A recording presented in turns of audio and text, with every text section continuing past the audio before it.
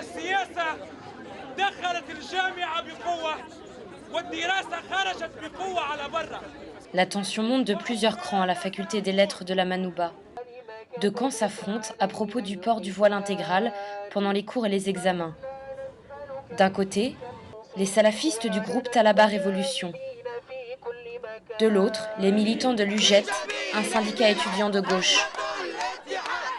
Ce mercredi 7 mars, la manifestation rassemble près de 1000 personnes dans une ambiance électrique. Les étudiants opposés au port du niqab et ceux qui se disent neutres exigent une intervention du ministère pour mettre fin au conflit. Déjà, nous, on ne comprend pas trop ce qui se passe ici. Il y a toujours des conflits entre salafistes, des étudiants normaux.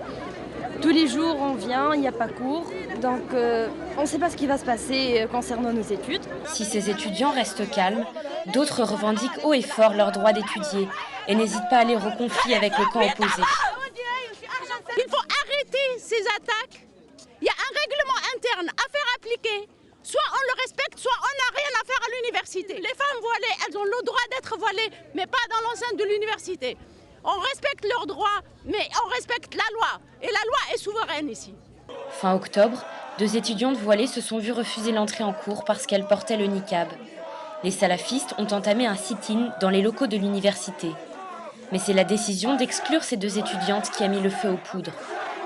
Mardi 7 mars, elles sont entrées dans le bureau du doyen pour s'expliquer. Ils ont commencé, ce que vous voyez, tout ça. Donc voilà, elles sont rentrées là, je ne sais pas comment d'ailleurs.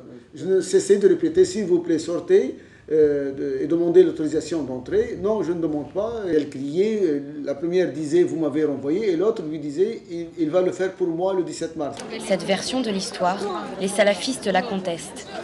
Tu peux nous expliquer pourquoi tu es là aujourd'hui devant la Manouba? Oui, je suis là pour soutenir ma collègue qui a été agressée hier par le directeur de la fac. Elle voulait lui demander ses droits d'entrer en classe, d'étudier et tout. Alors il a agressé. La situation dégénère. Un salafiste escalade le muret de l'université, arrache le drapeau tunisien pour le remplacer par le drapeau noir d'Al-Qaïda. Un geste hautement provocateur, c'est le tollé général.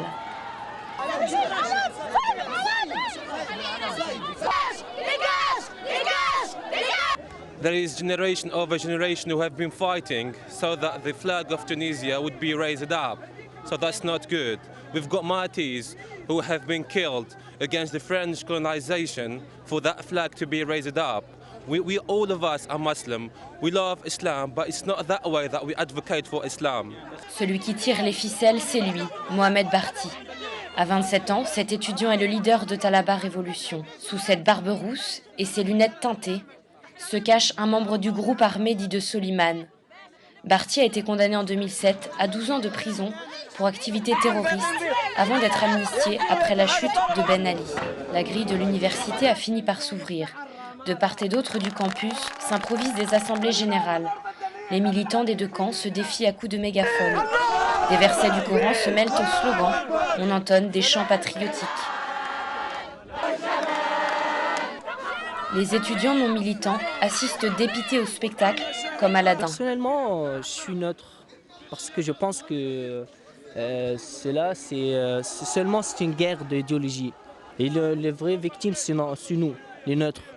Par exemple, je suis de Djerba, moi, et voilà, j'ai loué beaucoup d'argent de poche et j'ai rien fait. Malgré les tentatives de certains étudiants pour calmer le jeu, les esprits s'échauffent et l'on se prépare à l'affrontement.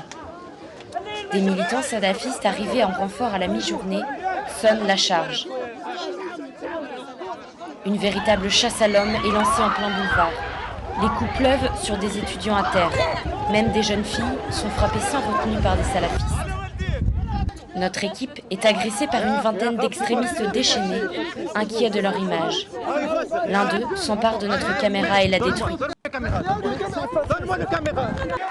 Le lendemain, les étudiants de l'UJET se réunissent devant le ministère de l'Enseignement supérieur. Ils réclament la démission du ministre.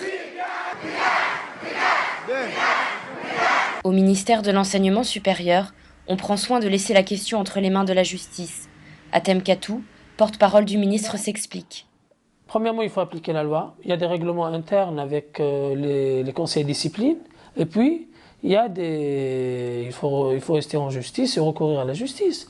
Mais nous, en tant que ministère, ce qui nous intéresse le plus et ce qui nous importe, c'est d'appliquer la loi. C'est pour ça qu'on a recouru au tribunal administratif et la position du ministère était la suivante. Quel que soit l'avis qui serait livré par le tribunal administratif, on va le suivre sans équivoque. Ce qui a été fait, maintenant que le tribunal administratif nous avait appuyé dans notre position, tant mieux pour nous. Au moment où nous diffusons ce reportage, Talaba Révolution a arrêté ses actions. Les responsables de l'affaire du drapeau sont activement recherchés. À la Manouba, les cours ont repris, mais la question du niqab n'est toujours pas réglée.